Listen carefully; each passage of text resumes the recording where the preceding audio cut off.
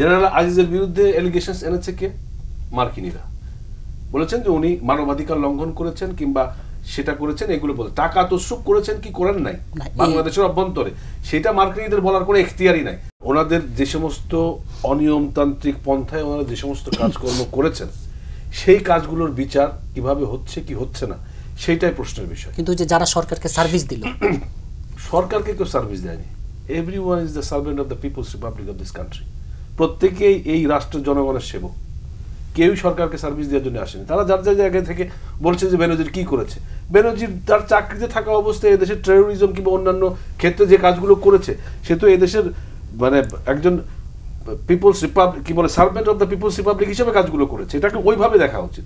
কিংবা তারপরে ওনার যে সমস্ত কর্মকাণ্ডের ফিরিস্তিগুলো বেরোয় আসছে সেই ফিরিস্তির কি ব্যবস্থা গ্রহণ করা হচ্ছে সেইটা যদি আমরা আলোচনায় আনি, তাহলে জোনায়েদ সাকিব ভাই যেটা বলেছে যে দুই দিকেই খেলা হচ্ছে, দুই দিকেই খেলা হচ্ছে। এই খেলার ভেতরে জনগণকে বিভিন্নভাবে বিভ্রান্তির ভিতরে ফেলে আমরা আমাদের ফয়দাটা নিতে চলেছি, এইটাই আমার ধারণা ওনার সাকিবের কথার মূল বিষয়বস্তু ছিল।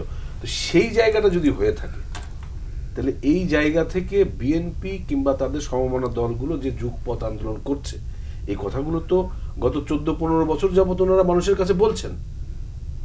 তো বলার পরে মানুষের কাছ থেকে রিয়াকশনটা কি এসেছে এটা কি ওনারা অনুধাবন করতে পারেন কিনা? যদি অনুধাবন করে থাকেন তাহলে বুঝতে হবে যে আওয়ামী লীগ মানুষকে যেটা বলছে মানুষ সেটা বিশ্বাস করে কারণ আওয়ামী লীগ এই দেশের জনগণের দ্বারা সৃষ্ট একটা রাজনৈতিক দল, কোনো ক্যান্টনমেন্ট কিংবা কারো পকেটের ভিতর থেকে তৈরি হওয়া কোনো রাজনৈতিক দল নয় যে যারা যখন যা বলবে তাই বিশ্বাস করবে। যেহেতু এই দেশের মানুষের দ্বারা সৃষ্ট একটা রাজনৈতিক দল, সেই রাজনৈতিক দল মানুষকে যেভাবে বলে তারা বিশ্বাস করতে পছন্দ করে যে আওয়ামী লীগ যা বলছে সেটা করে, এবং সেটা করে বিধায়ী গত 15 বছর বাংলাদেশের বিভিন্ন সেক্টরে যেভাবে উন্নয়ন ঘটেছে কম বেশি এটা সিরিয়াস হার্ডেস পার করতে হচ্ছে আমাদের। কেননা একটা ছোট্ট আয়তনের বিপুল জনসংখ্যার এই দেশ, প্রতিনিয়ত নানান ধরনের সমস্যা, এই সমস্যাগুলো পার করার ক্ষেত্রে আমাদের দেশীয় এবং আন্তর্জাতিক যে সমস্ত ষড়যন্ত্রগুলো কাজ করে সেইগুলোকে মোকাবেলা করেই এগিয়ে যেতে হচ্ছে। সেই ক্ষেত্রে আমি একটা রেফারেন্সের কথা বলি, জেনারেল আজিজের কথা। জেনারেল আজিজের বিরুদ্ধে এলিগেশনস এনেছে কে? মার্কিনীরা বলেছেন যে উনি মানবাধিকার লঙ্ঘন করেছেন কিংবা সেটা করেছেন, এগুলো বলে টাকা তসরুপ করেছেন কি করেন নাই বাংলাদেশের অভ্যন্তরে, সেটা মার্কিনীদের বলার কোনো এখতিয়ারই নাই। তারপরে ওনাদের এখতিয়ার না থাকলেও বলতে পারেন, বলুক, অসুবিধা নাই।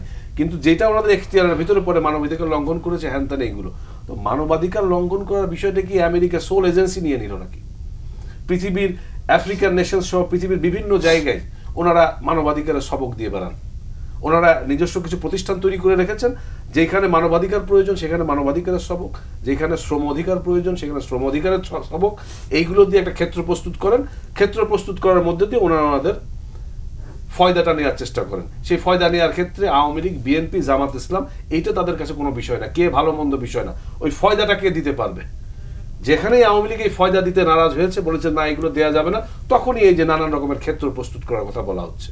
তো সেই জায়গায় আওয়ামী লীগ অত্যন্ত সচেতন অবস্থায় আছে। দ্বিতীয়ত, ক্ষমতার অপব্যবহারের বিষয়টা উঠে আসে। অফকোর্স এই জিনিসটা আমরা মারাত্মকভাবে দোষারোপ করি, কিন্তু এইটা একটা জায়গা তো শুরু হয় প্রথমে, তারপরে আস্তে আস্তে বাড়ে। তো সেই জায়গা থেকে আওয়ামী লীগ লাগাম টেনে ধরেছে।